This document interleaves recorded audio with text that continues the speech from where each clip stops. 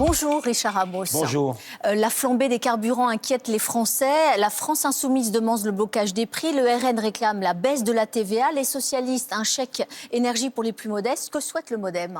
Je ne sais pas ce que souhaite le MoDem. En tout cas, moi, ce que je souhaite déjà, c'est que les entreprises ils puissent immédiatement avoir par salarié 2 000 à 3 000 euros qu'ils peuvent redonner directement à leurs salariés sans impôts pour le salarié et sans charge sociale, 0 pour l'entreprise et pas de contrôle URSSAF après.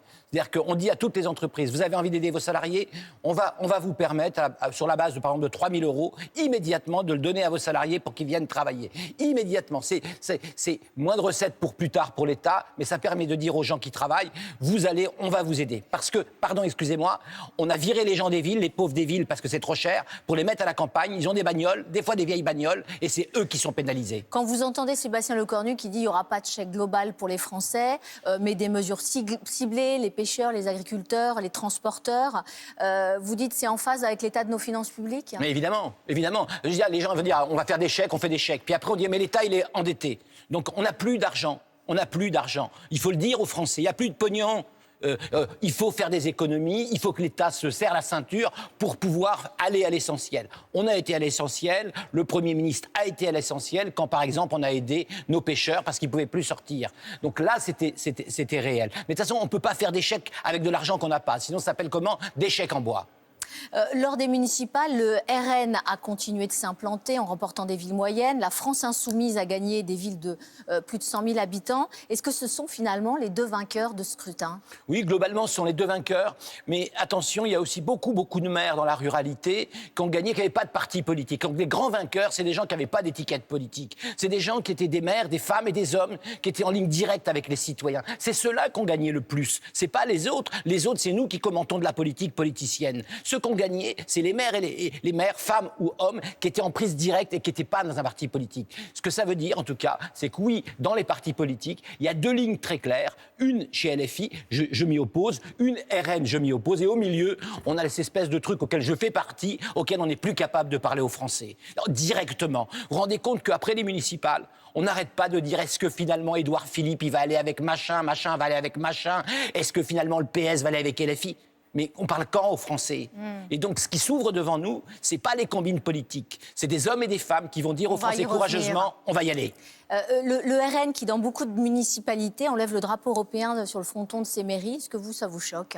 Non, ils sont libres de faire ce qu'ils veulent. Mais ça me choque pas. Mais que les Français comprennent bien ce que ça veut dire.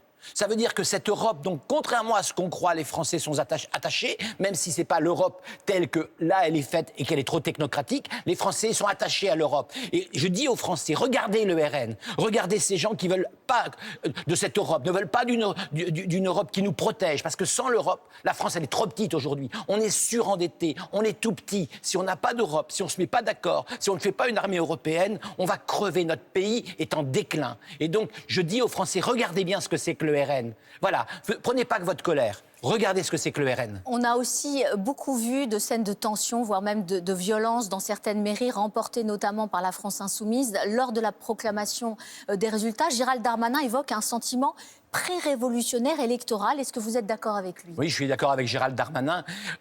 Je pense en plus que chez LFI, il y aura une tentation. Monsieur Mélenchon comprend et va très vite comprendre qu'il ne sera pas président de la République. Il a compris, je pense, que son plafond de verre ne lui permet pas d'être président de la République. Il va donc tenter de faire la révolution dans la rue. C'est-à-dire que ce qu'il va tenter, c'est faire le match avec Bardella pour pouvoir faire l'insurrection. Et donc, le danger aujourd'hui, c'est que monsieur Mélenchon, en armant un discours pré-révolutionnaire, arme le bras de gens qui créeront des désastres et peut-être des crimes dans la rue. Et qu'est-ce que vous pensez de ce nouveau concept qu'il porte, Jean-Luc Mélenchon, celui de Nouvelle France ? Alors, sur le papier, c'est une France plus jeune, populaire, urbaine, issue de la diversité. Est-ce que vous trouvez que c'est un concept qui finalement n'est qu'une réalité sociologique, ou vous pensez que ce concept peut être dangereux ? Il est dangereux parce que on voit bien, moi je suis pour une République une et indivisible. Je suis pour que quelqu'un qui arrive de l'étranger, on a besoin de nos étrangers par exemple pour travailler, rentre dans la République et devienne français, et non pas en agglomérant des communautés les unes contre les autres. Et donc ce sont deux Frances qui s'opposent, l'une qui serait soi-disant supposée raciste, raciste et l'autre qui serait racisé, Oui, comme on dit aujourd'hui? Je pense que ce que veut faire M. Mélenchon, c'est opposer les gens. C'est-à-dire, il est en train de dire aux gens des quartiers, regardez, vous dans les quartiers, vous êtes comme ça, le Français qui est dans le centre-ville, il est comme ça, alors on doit mener la bataille les uns contre les autres. C'est ça qu'il est en train de faire, en essayant de créer une communauté qui est sa communauté présidentielle. Quand vous voyez aussi le nouveau maire insoumis, Bali Bagayoko, qui est la cible d'attaque, donc je vous passe les comparaisons très douteuses, plus que douteuses, ignobles même, avec les singes ou des références au mâle dominant d'une tribu primitive. Pourquoi est-ce que c'est si difficile en France d'être un maire noir? Parce qu'il y a une France qui est raciste. Il y a aussi une France, dans notre période de l'histoire, on a eu une France pétiniste. Et ce fond pétiniste, il est encore là. C'est-à-dire qu'on a en France une partie de la France, une toute petite partie qui est raciste. Et donc, qui est en train d'essayer également de légitimer le droit d'être raciste. Non. Le racisme, les propos racistes, c'est condamné par la loi et il faut être ferme. Et surtout, quand on est raciste avec des élus qui sont des élus de la République. Quand on est élu de la République, on est élu de la République. On n'est pas ni noir, ni blanc, on n'est pas d'origine étrangère ou français sans origine étrangère. On est un élu de la République. Et la République, elle doit être une et indivisible. Raphaël Arnaud, ce député insoumis, fondateur de la Jeune Garde, qui a été mis en cause dans la mort de Quentin Derenque, devrait bientôt revenir siéger à l'Assemblée nationale. Vous êtes député, vous trouvez ça normal qu'il revienne? Mais d'abord, je trouve pas, c'est sa liberté, mais pour moi, s'il avait été digne, il aurait dû démissionner. C'est-à-dire que, vu ce qui s'est passé, il aurait dû démissionner. Mais là aussi, quand je vous disais tout à l'heure que M. Mélenchon va chercher des provocations pour essayer de créer le chaos, pour créer le conflit, pour créer les altercations, les algarades, eh bien, c'est ça qui va se passer. En remettant M. Arnaud au Parlement, il va hystériser les débats. Et en hystérisant les débats, il va préparer sa présidentielle dans une espèce d'hystérisation avec, je le dis, oui, un climat insurrectionnel dans la rue. Alors justement, cette présidentielle, vous faites partie des 90 députés, j'ai regardé, il y a votre nom, sénateur, ministre de la droite et du centre, qui ont signé dans la tribune dimanche dernier pour une candidature unique en 2027.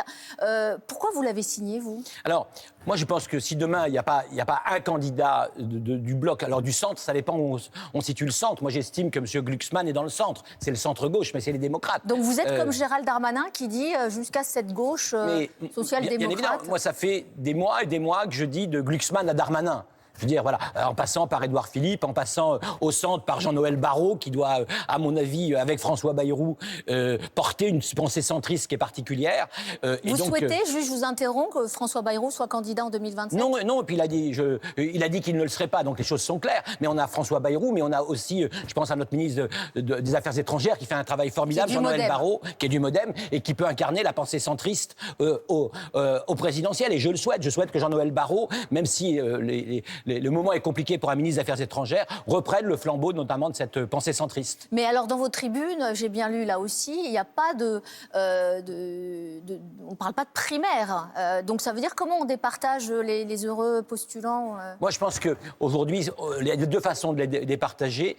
Au dernier moment, je pense que ça veut dire au mois de décembre, janvier, on aura des sondages qui nous permettront de dire celui-là ou celle-là, elle est le mieux placée pour y aller, et puis en discutant les uns avec les autres dans l'intérêt général et l'intérêt de la France. Mais attention, c'est pas ça qui va résoudre le problème. L'équation, c'est qu'est-ce que l'on dit aux Français? Comment on dit aux Français, attention, il n'y a plus de pognon, il faut que l'État se serre la ceinture et il faut que les réformes qu'on va faire, qui peuvent être dures pour vous, mais il faut qu'elles soient justes. Mais est-ce que ce discours-là, il n'est pas porté par Édouard Philippe, qui, comme par hasard, est aujourd'hui dans les sondages le seul à pouvoir battre Marine Le Pen ou Jordan Bardella au second tour d'une présidentielle? Est-ce que c'est pas derrière lui que doit se faire le rassemblement? J'en sais rien encore. Édouard Philippe, c'est un homme de droite. D'accord? D'une droite modérée, d'une droite humaine, mais c'est quelqu'un de droite. Moi, je veux que dans cette présidentielle, on ait des centristes qui soient capables de dire c'est quoi le centrisme. C'est pas un truc mou, parce que les gens souvent disent oh, le centrisme, c'est un gros machin mou. Non, c'est pas ça. Aujourd'hui, regardez, au Parlement, c'est quasiment le MoDem, dans le groupe député avec Marc Fesneau, qui est capable de créer des passerelles entre des gens modérés de gauche et des gens modérés de droite. Et donc, moi, je veux qu'au présidentiel, on ait un programme et une plateforme centriste. On vous a entendu, Richard Ramos.